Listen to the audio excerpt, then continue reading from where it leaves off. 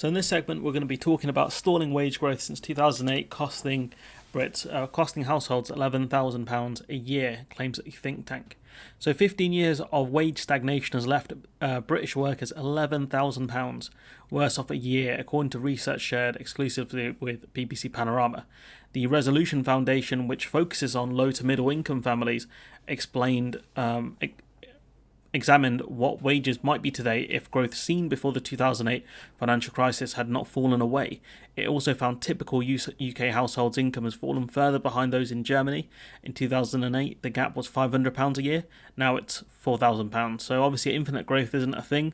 But the growth before 2008 was pretty good versus afterwards, and we only have one party to really blame for that. So just before the Great Recession, the '08 crash, the UK was doing pretty well versus Germany in terms of the average living standards. There were still issues, but compared to the way things are now, it's dramatically different. The figures the BBC cites not only shows how badly the Tories have handled the economy, but also how much the kind of financial distribution has changed under the Tories. The UK households difference versus Germany is around £3,500. If people had more disposable income, it would actually help grow the economy and help the average person.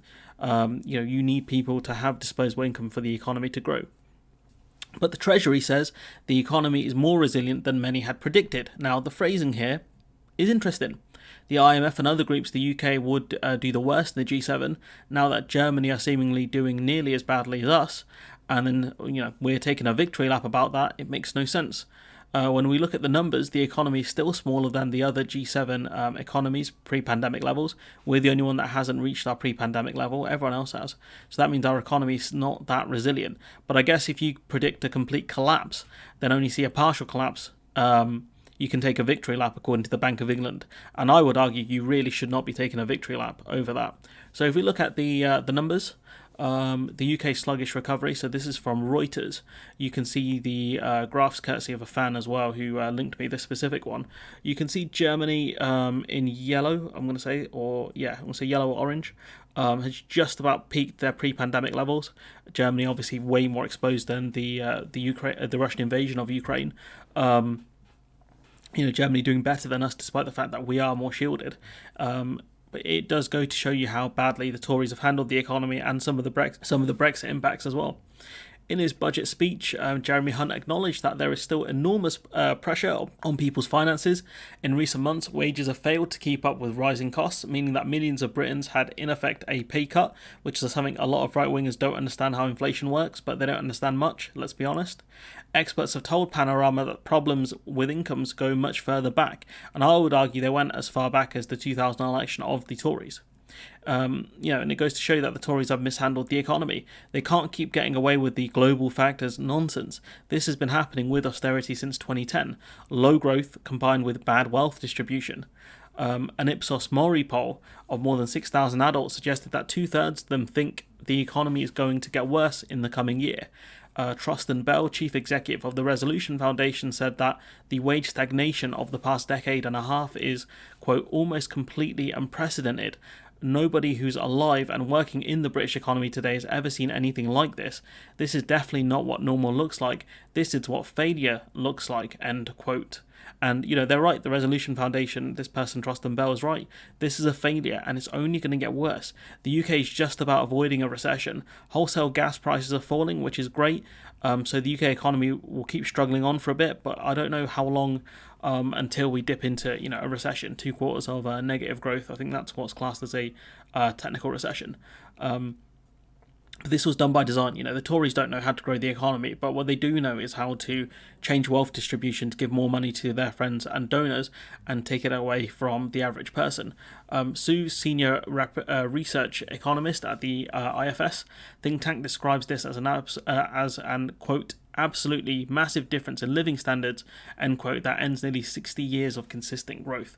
What we have witnessed is more and more wealth being accumulated at the top, living standards flatlining, and countries that are classed as developing countries looking to overtake the UK in terms of living standards. Now, it depends on whose definitions you go with. The UN classes Poland as a developed country, but the IMF classes Poland as a developing country. And, despite a ropey right-wing government in Poland, they seem to be doing okay with living standards. And this will be a growing trend, no doubt. How many developing countries are going to have better living standards than the UK? Will be a fun question to look at. I'm sure it'll be a great trivia question. How many developing countries are doing better than us? Stuff of nightmares, really.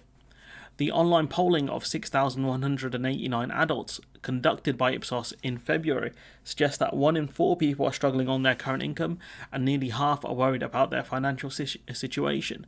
And with the interest rates just going up, I think it's at 4.25% now, I'm very concerned. The Bank of England are as lost as the Tories are when it comes to the economy right now, constantly thinking, raising interest rates will help the economy. These guys are on cloud cuckoo land. And we look at the actual stats here, you can see the kind of wage when you adjust for inflation. You can see it's gone up consistently from the year 2000, which was Labour. As much as people malign the new Labour government, especially people on the left, we have to acknowledge that they've done some good things here. Especially when you compare this side of the graph, the pre kind of 08 crash. The post 08 crash compared to the pre 08 crash, people had a lot more money, a lot more disposable income, and things were moving in a good direction compared to now. It's just madness when you look at how much we could be, how much better we could be doing compared to how well we are doing with the Tories in charge. They need to go. They need to get gone. Labour needs to offer a lot more, yes, and I will keep moaning at them.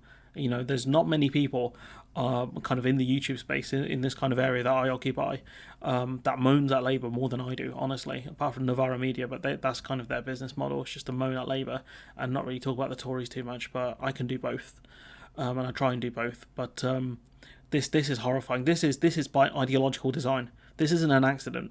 The lack of wage growth, the tax freezes, things like that. This isn't to help the economy or anything like that. Austerity was never designed to help the economy. It's designed to shrink the state, designed to take money away from people on the bottom end and people in the middle end and give it to people in the top end. When they cite, there's more millionaires now in the UK than before. That's not success. That's failure. Especially when you look at the rising number of food banks, people having to, more and more people have to decide between heating and eating, the lack of a proper windfall tax on the gas and energy sectors. It's just the stuff of nightmares, really. I haven't got much more to say apart from I think Andrew Bailey might be more lost than Jeremy Hunt, which is an achievement, which is one hell of achievement, honestly, because Jeremy Hunt is a lost soul. My man couldn't grow the economy if he tried. He couldn't draw growth on a graph, I'll be honest. But anyways, I'm going to leave it there. Let me know what you think in the comments below. Like, comment, share, subscribe. Support the channel on Patreon if you can. And it's good to be back.